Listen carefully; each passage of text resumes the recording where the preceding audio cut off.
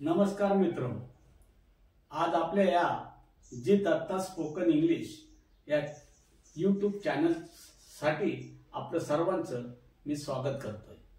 आज आपल्या या चॅनल मध्ये आजचा जो मुख्य विषय आहे तो म्हणजे पास्ट ऑफ पास्ट म्हणजे भूतकाळी ऍक्शन्स।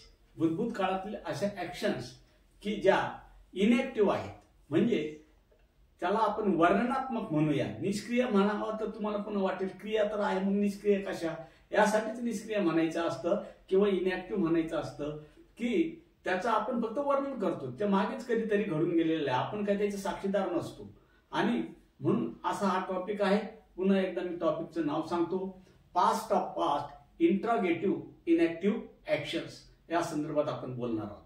मित्रो, इथं ज्या फॉर्म्युलाने किंवा ज्या सूत्राच्या आधारे मी मराठीतली वाक्य इंग्रजीत करणार आहोत ती तर तुम्हाला दिसणार आहेतच तुमच्या व्हिडिओमध्ये, परंतु याचं प्रॅक्टिस किंवा सराव करताना एक महत्त्वाची गोष्ट आपण लक्षात ठेवायची आहे की मराठी वाक्य तोंडाने मोठ्याने बोलायचे नाही, तर ते तुम्ही फक्त नजरेने स्कॅन करायचे, म्हणजे पाहायचे आहेत। कारण ते मराठीत असल्यामुळे, तुमच्या मातृभाषेत असल्यामुळे तुम्हाला त्याचा पाहिल्या त्याचा अर्थ तुमच्या मेंदूमध्ये समाविष्ट होणार, तुम्हाला समजून येणार, त्याचा सेन्स कळणार आणि त्याप्रमाणे फक्त तुम्ही आपलं फेशियल एक्सप्रेशन्स किंवा बॉडी लँग्वेज आपण ज्याला म्हणतो देहबोली याचा वापर करून ते इंग्रजीमध्ये बोलायचे आहेत। कारण भाषा कोणतीही जरी असली, मराठी असो, इंग्रजी असो, हिंदी असो, गुजराती असो, भाषेचे शब्द आणि ते ध्वनी वेगळे असतात, परंतु जी ऍक्शन जी आहे ती ऍक्शन सर्व दूर एकच असते माणसाची आणि त्याच्यामुळे ती चपखल बसत असते, त्याचा विचार करू नका। पुन्हा एकदा सांगतो, मराठीतील वाक्य किंवा तुमच्या मातृभाषेतील जे वाक्य आहे ते फक्त स्कॅन करायचं, ते बोलायचं नाहीये। कारण आपल्याला मराठी शिकायचं नाही तर आपल्याला इंग्रजी बोलायचं आहे आणि इंग्रजीतून बोलताना ते इंग्रजीतले वाक्य, ते शब्द, त्यांची रचना, त्यांचे क्रम आपल्या जिभेवर रुळले पाहिजे। ही ट्रिक लक्षात ठेवा। आजच्या अभ्यासामध्ये आपण साधारणतः एक 30 वाक्य वेगवेगळ्या प्रकारची घेणार आहोत आणि तेही महत्त्वाचं मी काळजी घेतलेली आहे की दैनंदिन जीवनात कुठेतरी अशी वाक्य आपल्याला बोलावी लागतात। तर चला तर आपण सुरुवात करूया। आजचा आपला मुख्य टॉपिक आहे past of past interrogative inactive actions. In past of past interrogative inactive actions म्हणजे भूतभूत काळातील जे निष्क्रिय अशा क्रिया आहे किंवा त्याला आपण वर्णनात्मक क्रिया म्हणूया। निष्क्रिय म्हणजे त्याचं आपण वर्णन करतो, वर्णनात्मक क्रिया आहे, त्यांचं आपण प्रश्नार्थक वाक्य कशी बनवायची ही बघूया। चला, सर्वात प्रथम आपल्याला इथं भूतभूत काळी असल्यामुळे इथं आपल्याला हॅडचा वापर करावा लागणार आहे। जर आपला प्रश्नार्थक वाक्य होकारार्थी असेल तर ह्या वाक्यांची सुरुवात हॅडने होणार आहे आणि त्यानंतर लागलीच त्याला जो ऍक्शन रिसिव्हर आहे, ज्याला तुम्ही कर्ता म्हणतात पण इथं मी त्याला ऍक्शन रिसिव्हर म्हणतो का, म्हणजे क्रिया स्वीकारक जो आहे तो जोडून घेणार आहे, हॅड आणि ऍक्शन रिसिव्हर। आणि त्यानंतर बीन वापरून वर्बचं म्हणजे क्रियापदाचं तिसरं रूप वापरून आपल्याला क्वेश्चन मार्क द्यावं लागणार आहे। अशा पद्धतीने ही रचना होते, तुम्हाला व्हिडिओमध्ये ती दिसणारच आहे। तर चला तर आजचं पहिलं वाक्य बघूया। मला फसवलं गेलं होतं का? मला फसवलं गेलं होतं का? Had I been cheated? Had I been cheated? मला फसवलं गेलं होतं का? तिला लुटलं गेलं होतं का? तिला लुटलं गेलं होतं का? Had she been robbed? Had she been robbed? चालकाला अटक केली गेली होती का? चालकाला अटक केली गेली होती का? Had the driver been arrested? Had the driver been arrested? त्याला दवाखान्यात नेलं गेलं होतं का? त्याला दवाखान्यात नेलं गेलं होतं का? Had he been taken to the hospital? Had he been taken to the hospital? कागदपत्रे चोरीला गेले होते का? कागदपत्रे चोरीला गेले होते का? Had the papers been stolen? Had the paper been stolen? तो मोबाईल न्यायला विसरला होता का? तो मोबाईल न्यायला विसरला होता का? Had he been forgot to take the mobile? Had he been forgot to take the mobile? पुन्हा सांगतो, had he been forgot to take the mobile. कागदपत्रे कपाटात ठेवली गेली होती का? कागदपत्रे कपाटात ठेवली गेली होती का? Had the papers been put in the cupboard? Had the papers been put in the cupboard? कचरा पेटीत फेकला गेला होता का? कचरा पेटीत फेकला गेला होता का? Had the rubbish been thrown in the dustbin? Had the rubbish been thrown in the dustbin? Bus सुटली गेली होती का? बस सुटली गेली होती का? Had the bus been left? Had the bus been left? Raju शिडीवरून पडला गेला होता का? राजू शिडीवरून पडला गेला होता का? Had Raju been fell off the ladder? Had Raju been fell off the ladder? ती चिखलात पडली गेली होती का? ती चिखलात पडली गेली होती का? Had she been fell in the mud?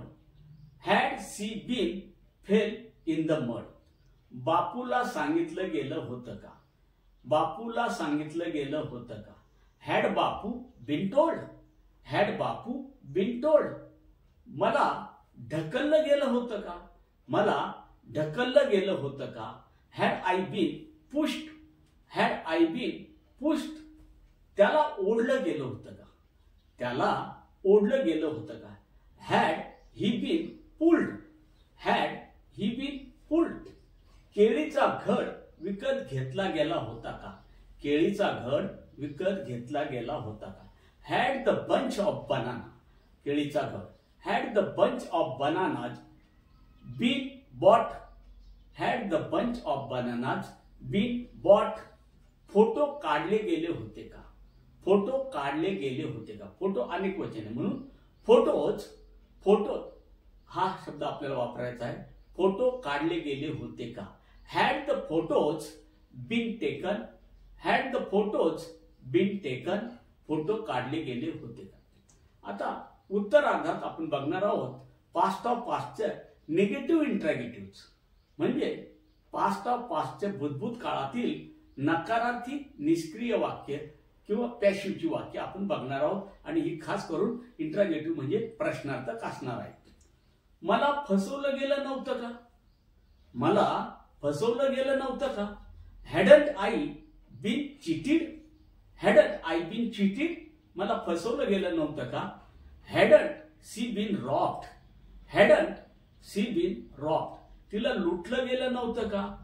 Hadn't he been taken to the hospital? त्याला दवाखान्यात नेलं गेलं नव्हतं का? त्याला दवाखान्यात नेलं गेलं नव्हतं का? Hadn't he been taken to the hospital? चालकाला अटक केली गेली नव्हती का? चालकाला अटक केली गेली नव्हती का?